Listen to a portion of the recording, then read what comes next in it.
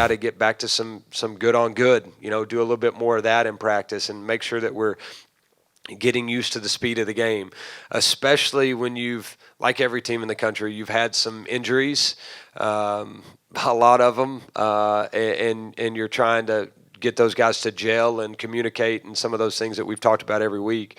I think the playing at game speed, good on good, it will be really good for us, and we had a great one this morning. So, yeah, I mean, our team is hungry. They respond. They're resilient.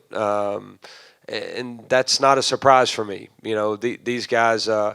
What I don't want to have happen is because you're in a program that's won 8 games in 4 years. You know, coming into this one, I don't want them to think that losing is acceptable, and they don't. I think they're changing in their vocal leadership, where it's not just as much of a lead by example anymore. It's also when a guy's not doing something that we expect them to do and the standard's not met, they are calling them out on it. And part of that's probably because they only got, you know, hopefully 7 games left in their senior season.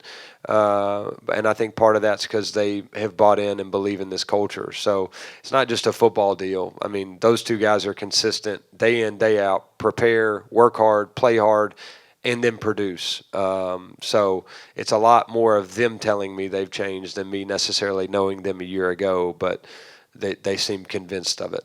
You know, this is our last season of college football.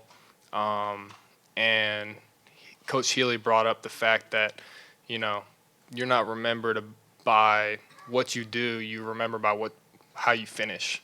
So how we finish is definitely going to affect, you know, how people remember us and the legacy that we have. So we want to finish well and just trust the process.